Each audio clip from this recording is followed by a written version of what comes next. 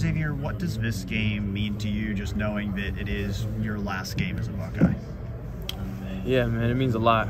I think, time here, time you put into anything, when it finally comes to a close, and I think in a lot of situations, you're not in control of when that closing time is, or you don't know when exactly the last day will be. But for me to know, having the foresight going in, that it's the last step in the journey for me at Ohio State, I think it's going to be I'll be very pensive leading up to it, and throughout it. I want to appreciate it the best I can, and I think that appreciating it and the work that I put into it, and everybody that's come before me, everybody who's poured into me, looks like giving my best on that day, and so that's what I'm going to do. As a leader, what kind of your role been in terms of getting the team back on track after what happened in the Michigan game? I think that it's hard because, like I said, we put a lot of work into it. A year worth of work goes into that, and coming up short of something like that was something that has so much emotion also vested into it. It gets hard, but I think the mature group, the group that we have in the locker room, can come back from that and I guess persist or persevere, through it, and have something to show at the end of the year, and that's what's important. So, leading a group of guys who is willing, and not only willing but matured enough to take that next step and put the past behind us and put our best foot forward. I think that being able to lead a group of guys like that has been a blessing for me this year, and that's what that team is. I know you guys have had a few practices since in the regular season. What have you seen? Have you gotten to see both Devin and Lincoln, and just what are they showing you guys in practice? Yeah, both of them are taking reps, and I think that both of them show some exquisite playmaking ability. So we're confident with whichever guy Coach Day gives the nod, or whoever goes forward, we'll be confident, and we're going out there to win the game. What does it say that Denzel and Emeka are going to play in this Cotton Bowl? They could opt out, obviously. We don't know what they're going to do in terms of the future, but how important is it to you as a guy who is playing his last game to have as much of a full team as possible? Yeah, it's a brotherhood at Ohio State, truly. And so going out there with my guys, going out there with my brothers, one last time is exciting for me. And just being able to put our best foot forward, and I think it shows how much we truly care about each other, our team, in this university. I think for them, to make the decision to play. It's just something that shows how much they love the game, shows how they approach the game as grown men, as people who are just in love with the game of football and want to get another game under their belt. And so I think that having them on the team or on the field is going to be something that is very beneficial for the Buckeyes. You've been able to flash versatility throughout your career, but with no Chip, no Evan. You prepared for whatever workload you might get at running back?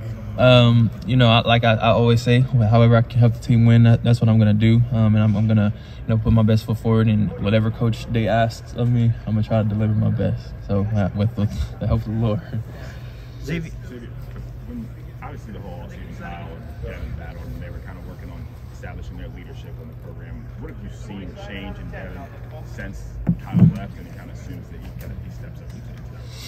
I think Devin's done a great job of leading with the opportunities given to him throughout the season. So honestly, he's just being himself out there. I think that's important.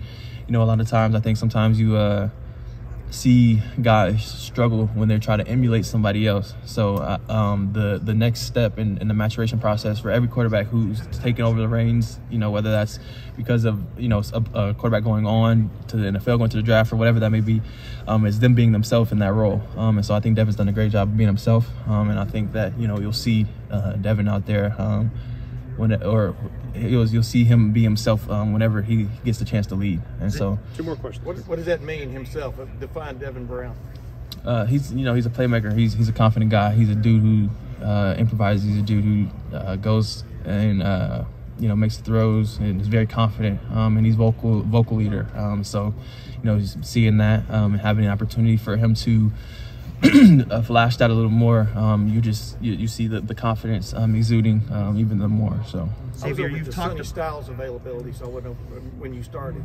But where are you hanging out during bowl season? Are you hanging out in the running back room? Are you hanging out in the receiver room? Where are you hanging out? So game planning will start tomorrow. So we'll see. We don't. Well, you know what I mean. I mean, there's right. There's many guys missing in the running back room, and then who knows who's going to be missing in the wide receiver room.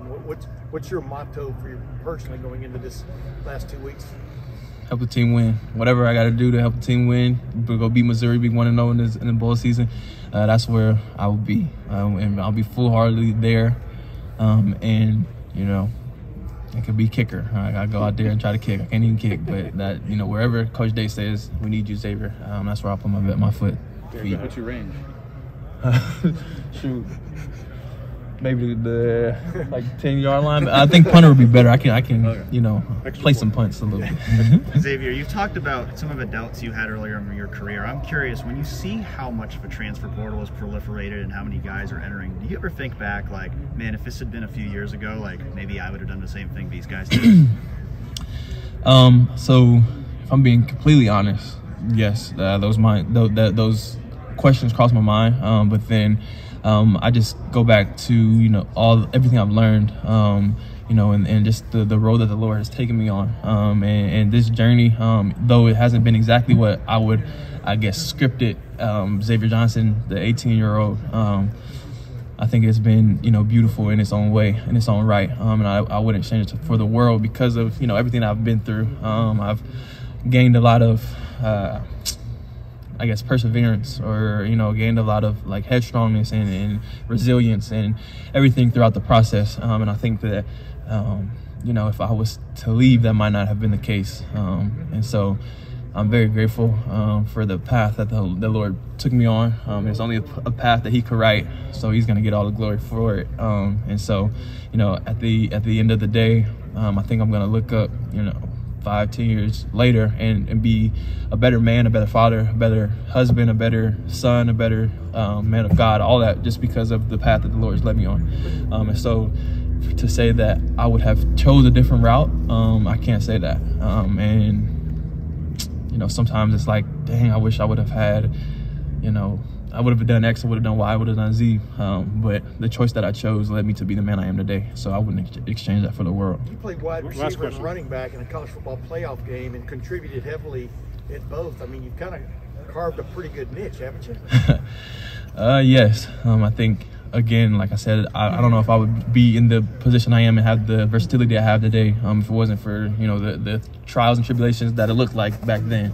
So I'm extremely excited to have gone on with Ohio State. I'm extremely excited to have my name be captain and have my name etched in history that way, and my name will be attached to Ohio State, and I pray that it's in a good light. So, all right, Xavier, thank you, buddy. Thank you. Thanks, Xavier.